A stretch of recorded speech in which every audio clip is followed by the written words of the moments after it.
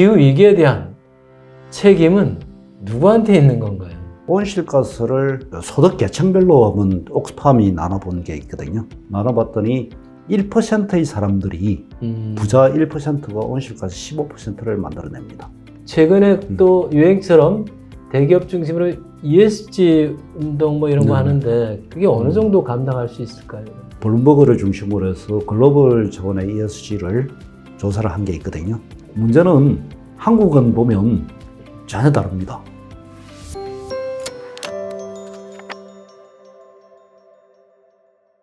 의사님, 프랑스에서는 파리에서 네네. 기차로 네. 2시간 반으로 갈 수 있는 거리에서는 국내선을 띄우지 않는다라고 네. 하는 결정을 네.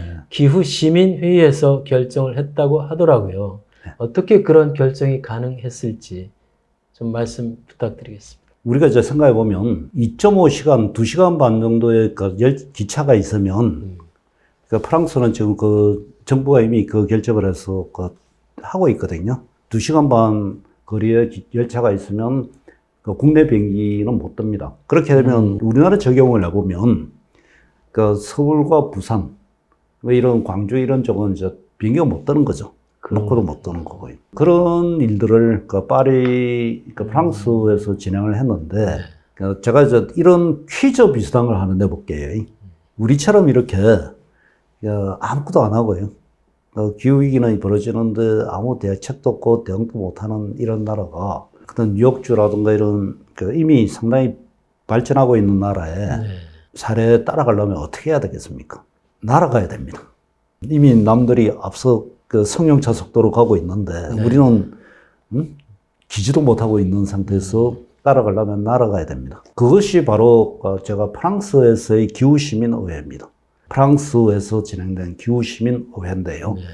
그러니까 이 프랑스의 기후시민의회는 프랑스 사람들이 2018년도만 해도 프랑스 사람들이 전 세계에서 기후의식이 꼴찌였습니다. 지금은 프랑스 사람들의 기후의식은 유럽연합에서 거의 1, 2등이거든요. 2018년에 제일 유럽에서 꼴찌였단 말씀인가요? 전 세계에서 꼴찌였죠. 불과 6년 전에. 네. 근데 프랑스 사람들이 이렇게 빠른 시간 안에 이렇게 전환이 됐던 것은 프랑스 기후시민의회하고 관련되어 있습니다. 그게 뭐냐면 2018년도에 프랑스 사람들의 기후의식이 얼마나 낮았냐면 그때 마크롱 대통령이 프랑스가 앞으로 2030년도까지 온실가스를 40%를 줄이려면 2019년 기준으로요. 중유세를 올려서 차를 좀 못하게 한다든가 이런 좀 기름에 세금을 좀 올려야 되겠다 해서 중유세 인상을 2018년 10월 달에 결정을 합니다. 마크롱 정부가. 대통령. 예. 그러니까 그때 생긴 일이 뭐죠? 노란 조끼 운동. 프랑스 사람들은 견딜 수가 없었던 거죠. 네가 왜 중유세를 올린다고 우리를 괴롭히니 하면서 노란 조끼 운동이 여러분 그때 TV 보면 막 파리 시민, 파리 주변을 다 불태우고 한 게 노란 조끼 운동입니다. 그런 프랑스 사람들이었거든요. 기후에 대해서 관심 없었어요. 근데 그러자 이제 2019년 9월 달에 노란 조끼 운동이 너무 심각해지니 마크롱이 약속을 하나 합니다. 150명 정도로 기후시민의회가 구성되면 거기에 결정된 것은 100%가 다 법으로 만들겠다. 근데 이제 문제는 구성을 했죠. 연령별, 지역별, 교육별, 성별 구성을 했는데 150명입니다. 일반 시민입니다. 한 명도 기후 문제에 대해서 관심이 있는 사람이 한 사람도 없어요. 그 당시에? 네. 다 기후 전문가 한 사람도 없고요. 시민들이 모인 거죠. 근데 놀랍게도 9달, 2019년 9월 달에 시작을 했는데 2020년 6월 달에 이게 끝납니다. 9달. 했는데 149개의 제안을 합니다. 프랑스 기후 시민들이 의회에서 149개의 제안을 하는데 그 149개의 제안이 다 하나씩 놀랍습니다. 프랑스 시민들을 조사를 했더니 기후시민의회가 있다는 것을 아는 게 아니고요. 기후시민의회가 무엇을 제안했는지를 아는 사람이 70%입니다. 70%가 기후시민의회가 뭘 제안했는지 알아요. 이유는 시민들이 직접 얘기하니 그 다음날 어떤 일이 생겼겠습니까? 아침에 일어나면 가족들끼리 이제 토론을 하는 거죠. 어제 기후시민회에서 저런 제안을 했는데 어떻게 생각하니? 낮에도 이제 연예인들이 모여서 토론도 하고요. 그러면서 일약 프랑스 사람들의 기후의식이 전 세계로 1등이 됩니다. 거의 1등이 됩니다. 그것을 기후시민회가 만들어낸 거죠. 그 대표적인 것이 아까 얘기했던 2시간 반에 그 열차가 있으면 비행기 못 띄운다. 그 정치인이 그런 결정을 했으면요. 또 난리가 났을 겁니다. 그리고 시민들이 탄소 포인트제를 줘서요. 그 물건을 샀을 때 탄소 포인트 다 쓰면 물건을 못 사게 하는 거 있지 않습니까? 이런 것을 정치인이 했다면 또 난리가 났을 텐데 시민들이 했기 때문에 그냥 박수 치는 거죠. 네. 제가 드리는 질문에 대해서 오 이사님께서 가지고 계신 기후 위기에 대한 대응하는 어떤 철학이 이제 좀 드러나는 것 같습니다. 시민들이 참여하는 방식이 결국은 가장 결정적인 대안이 되지 않을까 싶은데 이게 거버넌스의 문제다 이렇게 네네. 이해도 될 것 같아요. 네, 그렇죠.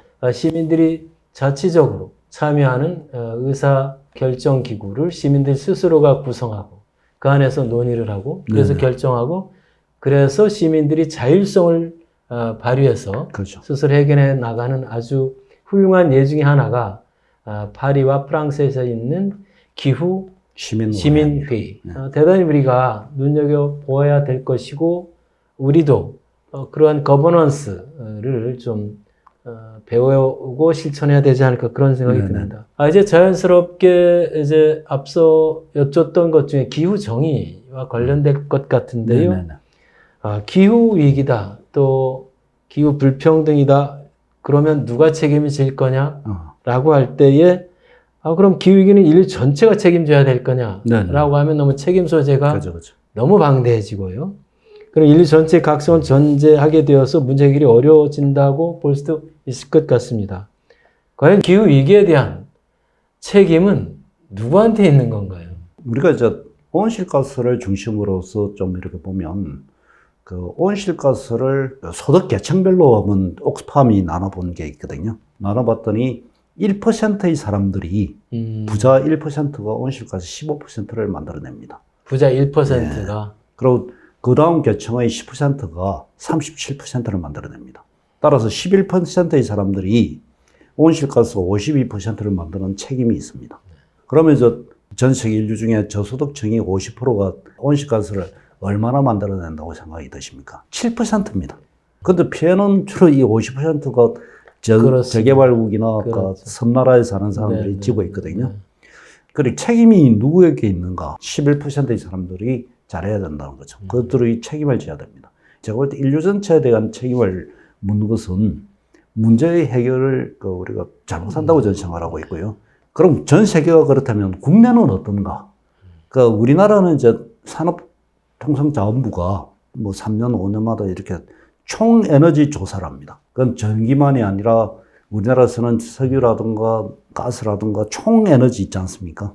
이것을 조사를 하는데 2022년도에 발표한 산업통상자원부의 총 에너지 조사를 보면 누가 제일 이 에너지를 많이 쓸까요? 한국에서는 개인과 개인의 책임을 자꾸 묻는데요. 2200만 가정이 현재 총 에너지 조사를 해보면 얼마냐? 9.3%입니다. 총 대한민국의 에너지 중에 2200만 가정이 아무리 이렇게 에어컨을 떼어도 에너지 사용량이 9.3%밖에 안 됩니다. 그럼 누가 가장 많은 에너지를 쓸까요? 60% 이상을 산업계가 쓰고 있습니다. 산업계 중에서도 대기업인들입니다. 대자본들. 그러면 한국에서도 보면 대자본이 책임이 있는 거거든요. 그러면 법과 제도 이쪽에 누구를 통제해야 된다고 생각합니까? 바로 산업계를 정책적으로 산업계가 그런 온실가스를 저감할 수 있도록 또 탄소의 가격을 매기고 이렇게 해서 사실 대자본이 그런 온실가스 문제를 해결할 수 있도록 돕는 게 정부의 역할이라고 저는 생각하고 있습니다. 그래서 자꾸 개인과 개인의 책임에게 여기에 가둬서 하면 해결 안 됩니다. 기후 위기에 대한 책임이 누구에게 있는가? 책임 소재에 대해서 우리 오 이사님께서 구체적인 통계를 가지고 잘 말씀해 주셨다라고 생각이 되는데요. 이제 대기업의 책임성에 대해서는 자유롭지 못할 거라고 생각이 되면서도 최근에 또 유행처럼 대기업 중심으로 ESG 운동 이런 거 하는데 그게 어느 정도 감당할 수 있을까요? 블룸버그를 중심으로 해서 글로벌 차원의 ESG를 조사를 한 게 있거든요. 글로벌 100개 기업의 ESG 너희들은 어떻게 하니? 근데 같은 시기에 8월 달에 한국은 한국 기업 100개를 조사를 했거든요. 근데 차이가 어떻게 나왔냐면 글로벌 기업들은 투자를 못 받을 수 있기 때문에 또 수출을 못 할 수 있기 때문에 온실가스를 줄이기 위한 데이터라든가 이런 것을 왜냐면 데이터가 정확해야지 전략을 세울 수가 있거든요. 근데 그 질문이 뭐냐면 데이터에 대해서 너희들이 앞으로 투자 계획이 뭐니? 온실가스에 대한 데이터. 99개의 이 기업들이 투자를 내년에도 많이 늘리겠다 이렇게 갔거든요. 한 개 기업만 빼고요. 근데 문제는 한국은 보면 전혀 다릅니다. 우리가 그런 ESG를 통해서 그 규제를 받는다든가 이런 것을 좀 안 했으면 좋겠다. 그러니까 자꾸 늦췄으면 좋겠다. 한국 대기업도 마찬가지입니다. 그리고 두 번째가 기왕이면 한국적 기준이 좀 느슨하니까 글로벌 기준은 좀 이게 깐깐합니다. 되게 스탠더드. 그러니까 글로벌 기업들은 거기에 맞춰야 되고요. 한국 기업들은 야 그러지 말고 앞으로 한국적 기준으로 좀 갔으면 좋겠어. 글로벌 기준 적용하지 마. 그러니까 이렇게 가면 어떻게 되겠어요? 그린워싱이 될 가능성이 크거든요. 근데 그린워싱이 되면 투자 받는데 무역을 하는데 손실을 봅니다. 장기적으로. 그래서 전환을 해야 되거든요. 지금요. 탄소 국경세에 대응하는 길은 두 가지밖에 없습니다. 온실가스를 그 기업이 줄이든 또는 탄소 가격을 올려야 되거든요. 그러면 투자합니다. 한국은 지금 탄소 가격이 톤당 8달러 정도거든요. 유럽연은 100달러가 넘습니다. 그리고 한국은 투자를 안 하는 거죠. 이런 현상들을 좀 보면서 탄소에 대한 가격도 한국이 올려야 되고 거기에 대한 어떤 온실가스를 줄여야 되고 거기에 대해서 사실 정부의 정책이 상당히 그 부분에 집중을 해야 된다라고 저는 생각합니다. 우리 오 이사님 말씀 보면 이제 기후 위기에 대한 어떤 뭐 국가 정책 대응도 있을 거지만 또 대기업의 책임성도 같이 연계해서 봐야 되고 그렇게 본다면 기후 위기에 대한 대응을 그 개인 대 개인 간의 문제 또 개인 대 개인 차원에서의 해결 방식으로 환원하는 건 문제가 있다라는 생각이 듭니다. 또 가진 자와 또 그렇지 못한 사람들 간의 에너지 소비량도 말씀해 주셨고요. 지역별로도 문제가 될 것 같아요. 예를 들면 지역에서 에너지를 생산하지만 주로 이것을 소비하는 곳은 수도권이고 이런 또 지역과 수도권과의 어떤 에너지 소비에 대한 불평등 또 있겠죠. 그렇죠. 예를 들어 뭐 우리가 충남 같으면 충남에 석탄화력 발전소가 제일 많이 몰려 있죠. 그러면 그 에너지는 주로 수도권에서 사용하거든요. 이게 송전망을 타고 변전소로 가는 것을 보면 다 수도권으로 많이 갑니다. 근데 오염원 충남 지역이 온실가스 지역별로 보면 가장 많이 온실가스를 발생시키는 지역이 오명을 씁니다. 그리고 앞으로 석탄 화력 발전소를 줄여야 되거든요. 그럼 거기에 일하던 그 노동자들이 일자리를 다 잃습니다. 그 피해는 그들이 보는 거죠. 그러니까 기후정의라는 것은 그러한 문제, 그런 일자리를 잃은 사람들을 보호하는 것이거든요. 아까 제가 뉴욕주 얘기를 했을 때 기후 리더십은 기후 피해를 입은 시민들을 보호하는 것에 있다. 라는 그런 목표가 한국에도 좀 필요하다고 생각합니다. 우리가 에너지 생산과 에너지 분배를 어떻게 할 것인가도 말씀하신 기후 위기와 관련되는 기후 정의와 관련되는 문제일 거라고 생각이 됩니다. 마지막 질문 드리겠습니다. 우리 오기철 상임이사님, 우리 국민총행복 전환 포럼과 관련해서 우리 포럼의 이사이기도 하시지만 지금 얼마나 행복하신지. 저는 행복하려고 노력 많이 하고 있습니다.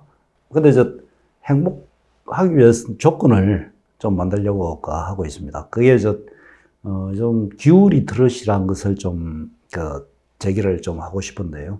지금 대한민국 정치를 보면 또 정부를 보면 기후 문명에 빠져 있다고 생각합니다. 문명. 기후 문명. 우리가 지금 기후 문제도 읽고 쓰는 능력만큼 중요하다고 저는 생각합니다. 리트러시란 게 사실 읽고 쓰는 능력이거든요. 근데 우리가 현대사회에서 살 때 읽고 쓰는 능력이 없으면 삶을 못 삽니다, 지금은. 근데 마찬가지로 기후도 읽고 쓰는 능력만큼이나 중요한 거야. 그래서 그렇게 좀 접근을 해보면, 근데 정치하는 사람들도 있을 것이고, 또 비즈니스, 경제, 또 정부, 뭐, 가족, 뭐 이렇게 있을 것 아닙니까? 그러면 읽고서는 능력, 그걸 내 옆에 두고 살아야 되듯이 기후라는 현안을 내 옆에 두고 살아야 된다. 남의 얘기가 아니란 거죠.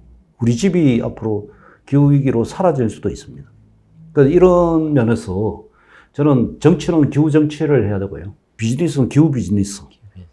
그리고 가족도 기후 가족, 뭐 기후 지역. 그러니까 내 옆에 기후를 두는 그런 그 사람들의 삶이 이제 만들어지면 또 상당히 그 청소년들 같은 청소년들이 좀 행복하지가 않거든요. 네. 왜? 앞으로 10년 뒤, 20년 뒤에 지금 이 시기에 만들어진 온실가스 쓰레기를 자기가 치워야 된다고 생각하니까 웃겨는 웃고 행복하지가 않죠. 그래서 그것도 기후 리터러시라는 것을 이렇게 기후 정치, 기후 종교는 기후 종교, 뭐 기후 경제, 네. 기후 가족, 뭐 기후 아파트 이런 식으로 풀어간다면 청소년들의 삶도 행복해질 것이고 또 김성민 교수님의 삶도 행복해질 것이고요. 저의 삶도 행복해질 것이라 생각합니다. 지금까지 여러 중요한 의제이기도 하고 민감한 의제에 대해서 전문가로서 너무나 또 실천적 대안까지 포함해서 우리 오기철 상임이사의 철학을 기후 철학을 말씀해 주셨다라고 생각이 됩니다. 마지막에 말씀하신 기후 리터러시의 역량을 늘리는 것이 대단히 중요하다. 그리고 기후 문맹 줄여야 된다. 그러기 위해서는 우리가 기후 위기에 문제의식을 갖는 것은 각 구성원들, 각 개별자 차원을 넘어서서 이 기후 불평등, 기후 에너지 분배에 있어서 불평등 이런 구조적인 문제를 같이 보는 것이 중요하다라고 말씀하신 게 아닌가 싶고요. 한 나라 안에서의 어떤 기후 정의 차원에서 보는 불평등, 또 국가 대 국가 차원 사이에서 발생하는 기후 정의 차원에서 불평등까지도 다 아울러서 말씀해 주셨다라고 생각이 됩니다. 이제 우리가 오 이사님 말씀처럼 닥쳐올 미래는 놀라울 정도로 우리가 예상하는 이상으로 기후 위기가 도래할 것이 분명합니다만 에도 불구하고 우리가 어떻게 그것에 대응할 수 있는 거버넌스를 우리 시민 참여 주도형으로 마련하고 함께 고민하고 함께 대처해 나가는가에 따라서 기후위기도 극복해 나갈 수 있지 않을까라는 말씀으로 요약할 수 있을 것 같습니다. 오늘 여러 가지 중요한 의제에 대해서 또 깊은 전문가 그 차원에서 대안을 말씀해 주신 오기철 푸른 아시아 상임이사님께 거듭 감사의 말씀을 드리면서 오늘 국민총행복 전환포럼 행복 톡톡 토크쇼 이것으로 마치겠습니다. 대단히 고맙습니다.